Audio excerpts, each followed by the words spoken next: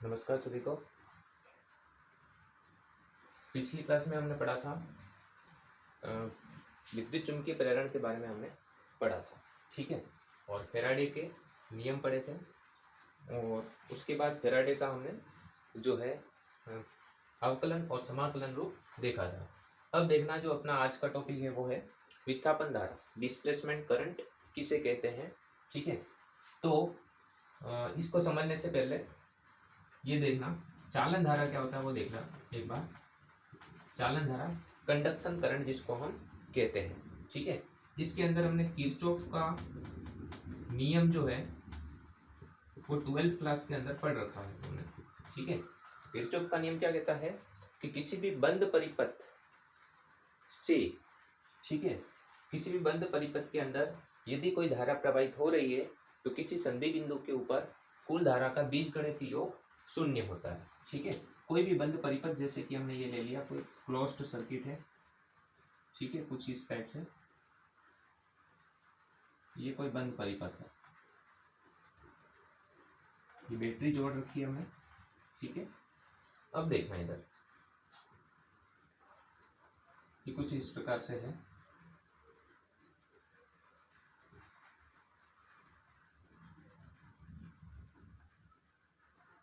ये कोई बंद परिपथ है, ठीक है।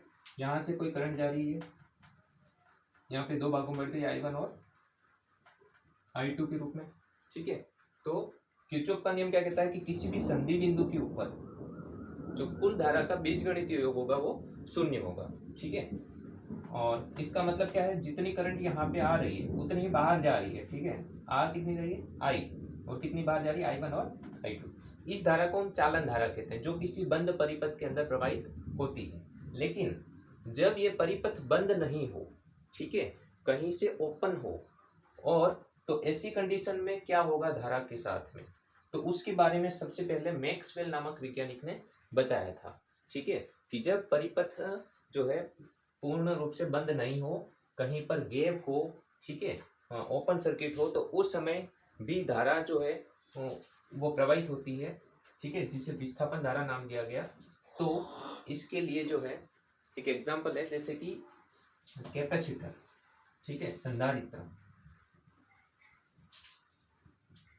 ये जो संधारित्र होता है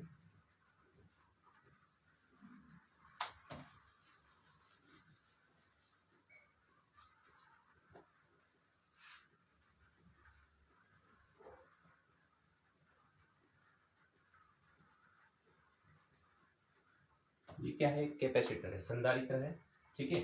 और ये किसी परिपथ में जुड़ा हुआ है कुछ इस प्रकार से।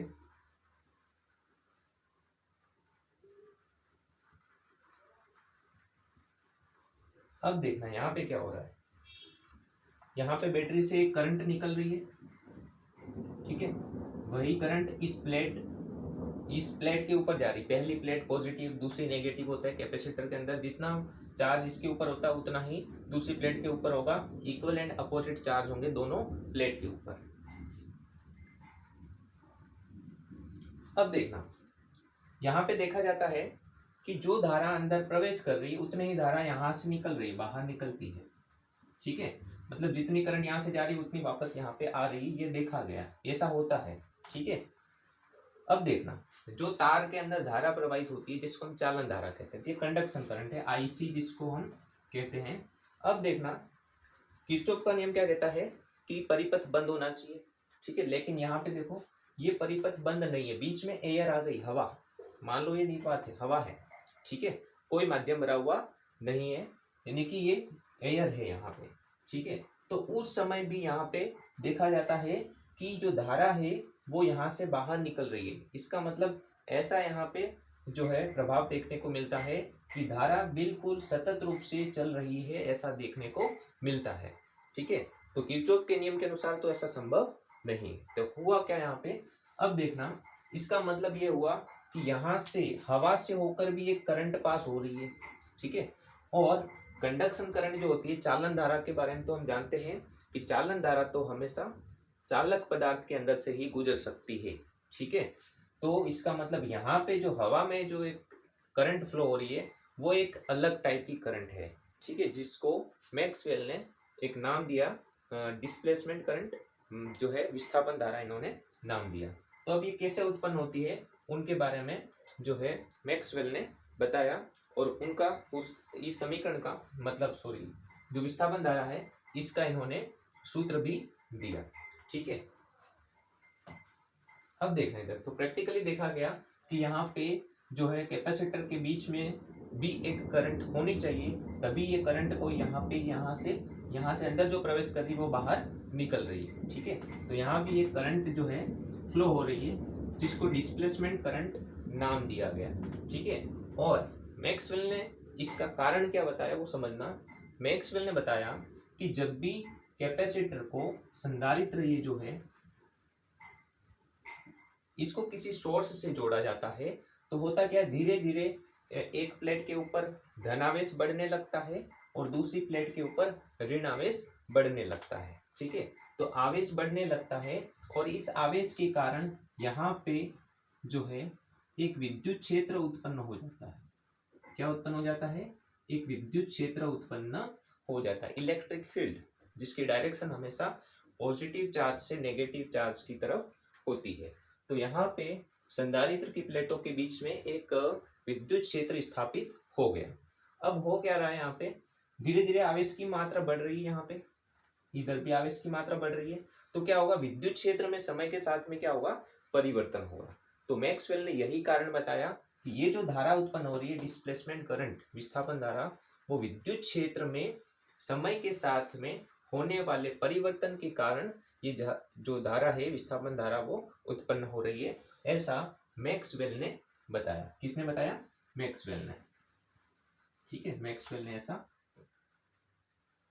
बताया कि संधारित्र की प्लेटों के बीच में विद्युत क्षेत्र में समय के साथ में परिवर्तन होता है, तो संधारित्र की प्लेटों के बीच में एक धारा स्थापित हो जाती है जिसे विस्थापन धारा कहते हैं। ठीक है, और वही धारा यहाँ पे चालन धारा के रूप में बाहर निकल रही होती है। ठीक है, अब देखना, तो अब इस धारा के लिए, विस्थापन धारा के लिए मैक्सवेल ने जो है सूत्र दिया है डेरिवेशन से। ठीक है, अब देखना, हम जानते हैं कि जो चालक प्लेटें होती है संधारित्र की, उसकी प्लेटों के मध्य में विद्युत क्षेत्र का जो मान होता है, ठीक है, वो होता है E बराबर सिग्मा अपॉन एप्सिलॉन नॉट। ठीक है, हम जानते हैं कि संधारित्र की प्लेटों के बीच में, प्लेटों के मध्य विद्युत क्षेत्र E बराबर क्या होता है, sigma upon epsilon not. Sigma क्या होता है, आवेश घनत्व होता है। ठीक है, सिग्मा इज इक्वल टू क्या होता है, Q बाय ए। Q बाय ए होता है सिग्मा का मान, और नीचे क्या है फिर एप्सिलॉन नॉट। ठीक है, ये जो सिग्मा होता है वो होता है Q बाय ए, आवेश घनत्व, पृष्ठीय आवेश घनत्व जिसे कहते हैं। इस पृष्ठ के ऊपर आवेश का घनत्व कितना है, डेंसिटी, उसको हम सिग्मा से डिनोटेट करते हैं। ठीक है, वॉल्यूम चार्ज डेंसिटी होती है जिसको रो से प्रदर्शित करते हैं। एक रेखीय आवेश घनत्व होता है जिसको हम लेम्डा से प्रदर्शित करते हैं। अब देखना यहाँ पे, तो मैक्सवेल ने बताया कि विस्थापन धारा उत्पन्न हो रही है विद्युत क्षेत्र में समय के साथ में परिवर्तन के कारण।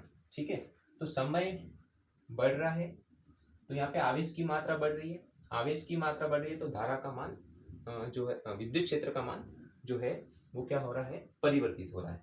तो मान लिया कि, माना यहाँ पे हमने कि dt समय के दौरान, dt टाइम का एक छोटा एलिमेंट है, उस दौरान dq आवेश जो है, dt टाइम में dq आवेश की वृद्धि हो रही है प्रत्येक प्लेट के ऊपर। dt कुछ टाइम है, मान लो 2 सेकंड, तो उसके अंदर कुछ आवेश है, dq आवेश, उसकी वृद्धि हो गई, जिसके कारण क्या हुआ, यहाँ पे विद्युत क्षेत्र में भी वृद्धि हो गई। वो कितनी हो गई, मान लिया डी वृद्धि हो गई। तो क्या होगा, आप देखना इधर, तो हम इसको एज अ डिफरेंशिएशन लिख सकते हैं। ई को अगर हम लिख दें डीई, ठीक है, विद्युत क्षेत्र में परिवर्तन डीई, तो इज इक्वल टू क्या होगा, क्यू को क्या लिख देंगे हम, डी क्यू, और ए तो कांस्टेंट, एप्सिलॉन नॉट भी क्या है, कांस्टेंट। प्लेटों का क्षेत्रफल बदल नहीं रहा है और एप्सिलॉन नॉट एक कांस्टेंट है। ठीक है, बदल क्या रहा है, आवेश बढ़ रहा है, डी क्यू हो गया, dt टाइम में उस समय विद्युत क्षेत्र भी बढ़ जाएगा और वो कितना हो गया, मान लिया dt। अब देखना यहाँ पे आगे क्या हम लिख सकते हैं, de बराबर dq को हम लिख सकते हैं I into dt upon a epsilon naught, ठीक है, क्योंकि I is equal to D Q by D T होता है, तो D Q is equal to हम लिख सकते हैं I इंटू डी टी, ठीक है। अब देखना इसके बाद यहाँ पे ये जो धारा है उसी धारा को जो है नाम दिया गया है विस्थापन धारा, ठीक है। तो हम यहाँ पे इसको लिख देंगे, एक मिनट आगे देखना, तो I बराबर क्या होगा, a एप्सिलॉन नॉट ऊपर चला जाएगा, a एप्सिलॉन नॉट dE और ये dt नीचे आ जाएगा, ठीक है। और इसी धारा को I को हम विस्थापन धारा कहते हैं, डिस्प्लेसमेंट करंट कहते हैं, क्या कहते हैं, विस्थापन धारा कहते हैं, ठीक है। I D is equal to क्या आ गया, A epsilon naught D E upon dt। अब देखो ये तो फॉर्मूला हो गया इसका, और फॉर्मूले से क्या पता चल रहा है कि जो डिस्प्लेसमेंट करंट है वो उत्पन्न किसके कारण हो रही है, विद्युत क्षेत्र में समय के साथ में परिवर्तन के कारण, ठीक है। तो एक फॉर्मूला तो ये इसका हो गया। उसके बाद इस जो है ये फॉर्मूला है, इसको हम विद्युत फ्लक्स के रूप में भी लिख सकते हैं, क्योंकि यहाँ पे देखो प्लस से नेगेटिव की तरफ क्या जा रही है, विद्युत बल रेखाएं, इलेक्ट्रिक फील्ड लाइन जा रही है, ठीक है, मतलब फ्लक्स जा रहा है, क्या जा रहा है, फ्लक्स। तो हम इसको विद्युत फ्लक्स के रूप में भी फॉर्मूला लिख सकते हैं। देखना इधर, क्योंकि हम जानते हैं कि विद्युत फ्लक्स क्या होता है, विद्युत फ्लक्स फाई बराबर ई डॉट ए होता है, ठीक है, ई डॉट डी एस या ई डॉट ए, ठीक है, ये विद्युत फ्लक्स होता है। तो हम यहाँ पे यदि इसका डिफरेंशिएशन कर दें तो क्या हो जाएगा, टी के रेस्पेक्ट में, तो ये जाएगा D phi by D T is equal to, A तो कांस्टेंट है प्लेट का क्षेत्रफल, ई का डिफरेंशिएशन क्या हो जाएगा, डीई बाय dt, ठीक है। तो यहां से D E by D T is equal to क्या हो गया, अब एक minute, A into D by D T जो है उसकी जगह हम क्या लिख सकते हैं, D phi by D T लिख सकते हैं, ठीक है। तो इसको हम पुट कर देंगे इक्वेशन नंबर 2 में, तो put it into equation number 2, तो हमको क्या मिलेगा यहाँ पे, देखना इधर विस्थापन धारा का ये एक सूत्र मिल जाएगा हमको, ठीक है। I D is equal to A into D E by D T को हमें क्या लिखना है, D phi by D T, तो क्या आ गया ये epsilon naught D phi by D T, ठीक है। तो ये विस्थापन धारा का एक और फॉर्मूला हो गया, I D is equal to epsilon naught D phi by D T. तो ये विद्युत फ्लक्स में परिवर्तन की दर के फॉर्म में है, और ये विद्युत क्षेत्र में परिवर्तन की दर जो है उसके रूप में विस्थापन धारा का सूत्र है। तो ये दो फॉर्मूले जो है विस्थापन धारा के होते हैं, ठीक है।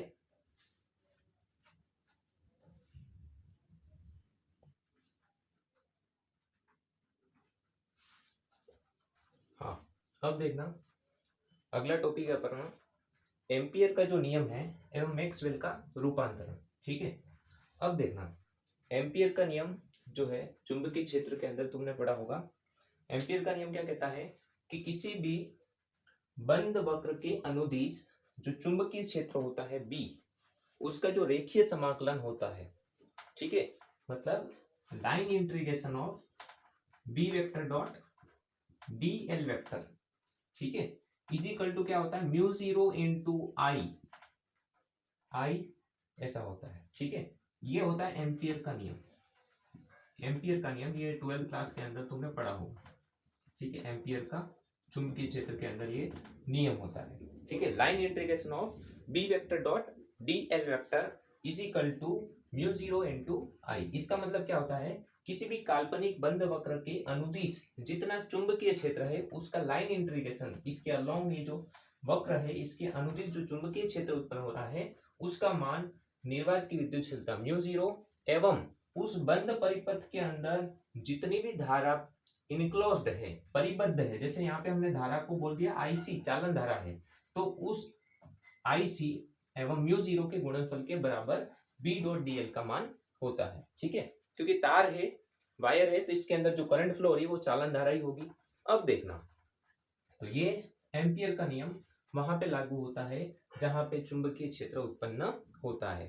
ठीक है, अब यहाँ पे देखना, तो यहाँ पे भी देखा गया था कि संधारित्र जो होता है उसकी प्लेट में भी एक करंट फ्लो हो रही है। ठीक है, और जब भी प्लेटों के बीच में, और जब भी करंट फ्लो होती है तो उसके अराउंड जो है, जैसे ऐसे करंट फ्लो हो रही है तो उसके चारों तरफ कर्ल में मैग्नेटिक फील्ड प्रोड्यूस हो जाता है।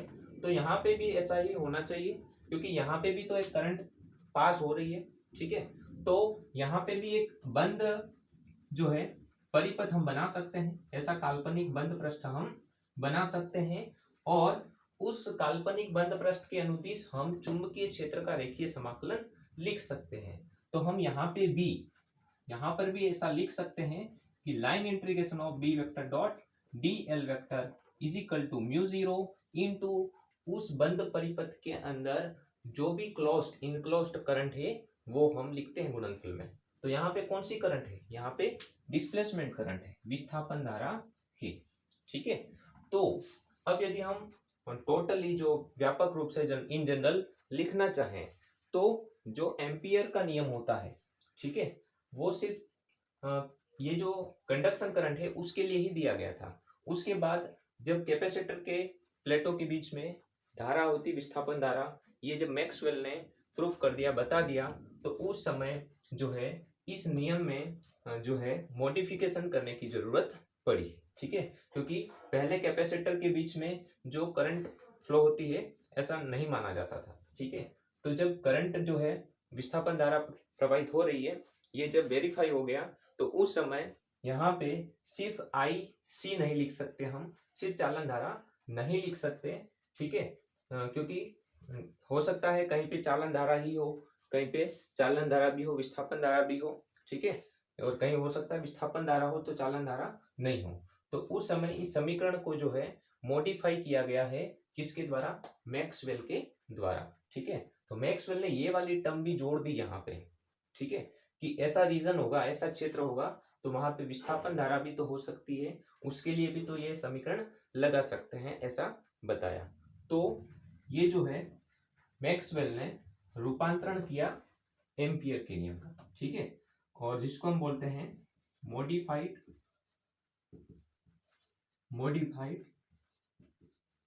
Ampere's law.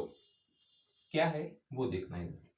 Line integration of B vector dot D L vector is equal to mu zero. अब सिर्फ चालन धारा नहीं लिखेंगे, चालन धारा प्लस विस्थापन धारा। ठीक है, तो यहाँ पे क्या हो गया, आई सी प्लस आई डी। ठीक है, इसी समीकरण को जो है मैक्सवेल का रूपांतरण कहते हैं, या मॉडिफाइड एम्पियर्स लॉ कहते हैं। एम्पियर्स लॉ ही है लेकिन मॉडिफाइड हो गया। क्या मॉडिफाइड किया, एक और टर्म जुड़ गई यहाँ पे, डिस्प्लेसमेंट करंट। ठीक है, तो मैक्सवेल ने ये जो है मॉडिफाइड किया था एम्पियर्स लॉ को। और आगे क्या लिख सकते हैं इसको हम, और आगे ऐसा लिख सकते हैं कि line integration of B vector dot D L vector is equal to mu zero I C plus mu zero I D का मान क्या होता है, आई डी का मान होता है ए epsilon naught D E upon D T, ऐसा भी लिख सकते हैं। या फिर विद्युत फ्लक्स के रूप में लिखना चाहें तो B vector dot D L vector is equal to mu zero I C plus mu zero D phi by D T, ऐसा भी हम लिख सकते हैं। ठीक है, तो ये जो है मैक्सवेल का मॉडिफाइड फॉर्म हो गया। ठीक है, और एक और चीज, ठीक है, ये टॉपिक हो गया अपना कंप्लीट।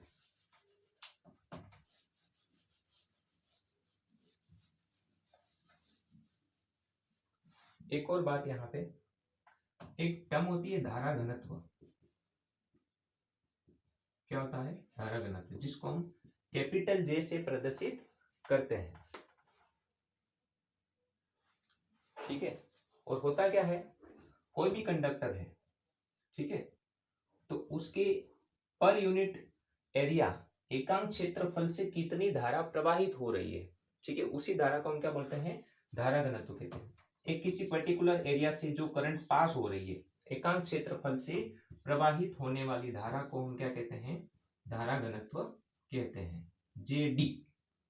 ठीक है, एक मिनट, जे बराबर आई अपॉन ए, एकांक क्षेत्रफल से प्रवाहित धारा को धारा घनत्व कहते हैं। ठीक है, तो यहां से हम आई इज इक्वल टू क्या लिख सकते हैं, जे इंटू ए लिख सकते हैं। जे क्या है, धारा घनत्व। तो जो विस्थापन धारा है, डिस्प्लेसमेंट करंट, उसको हम जे की फॉर्म में भी लिख सकते हैं। ठीक है, तो जे की फॉर्म में कैसे होगा देखना इधर, क्योंकि डिस्प्लेसमेंट करंट का फॉर्मूला था आई डी बराबर ए एप्सिलॉन नॉट डी ई बाय डी टी। ठीक है, यदि मैं ए को यहाँ पे ले आऊं नीचे तो क्या हो जाएगा, I D upon A is equal to क्या हो जाएगा, epsilon naught D E upon D T. अब इस आई डी अपॉन ए को क्या लिख सकते हैं, आई अपॉन ए को जे लिखते हैं। ठीक है, तो इसको हम लिख देंगे J D is equal to epsilon naught D E upon D T. अब देखना ये जे डी क्या है, ये धारा घनत्व है। कहाँ पे धारा घनत्व है, यहाँ पे संधारित्र की प्लेटों के बीच में, जहां पे विस्थापन धारा है। ठीक है, तो जे डी के फॉर्म में भी हम लिख सकते हैं। तो एक समीकरण जो अभी हमने यहाँ पे लिखी थी, समीकरण क्या थी, modified Ampere's law B dot D L is equal to mu zero I C plus mu naught A epsilon naught D E upon D T. इसको हम और क्या लिख सकते हैं, जे डी की फॉर्म में B vector dot D L vector is equal to mu zero I C को क्या लिख सकते हैं हम, जे की फॉर्म में लिख सकते हैं, जे इंटू ए ऐसा लिख सकते हैं। ठीक है, और यदि इसको नहीं लिखे और इसको लिखना चाहें तो epsilon naught D E upon D T जो है, epsilon naught D E upon D T को हम क्या लिख सकते हैं, mu naught into mu naught into A into J D, ऐसा हम लिख सकते हैं। ठीक है, कि एप्सिलॉन नॉट और D E upon D T जो है वो किसके बराबर हो गया, जे डी के बराबर हो गया। ठीक है, mu naught as it is है और ये जो ए है वो एज इट इज है। ठीक है, या फिर इसको भी अगर लिखना चाहें तो आई सी को हम क्या लिख सकते हैं, जे सी इंटू ए, और यदि कॉमन लेते हैं हम तो म्यू नॉट इंटू ए कॉमन आ जाएगा, अंदर क्या आ जाएगा, जे सी प्लस जे डी। ठीक है, तो इस प्रकार से भी हम मैक्सवेल के मॉडिफाइड फॉर्मूले को लिख सकते हैं। मेन सिंपल सा याद रखना, mu zero I C plus I D वाला याद रखना। ठीक है, उसके बाद सब कुछ और भी अलग अलग जो है फॉर्म में लिख सकते हो। तो ये जो है अपना आज का टॉपिक था विस्थापन धारा के बारे में। ठीक है, आगे हम मैक्सवेल के जो 4 समीकरण हैं उसके बारे में पढ़ेंगे।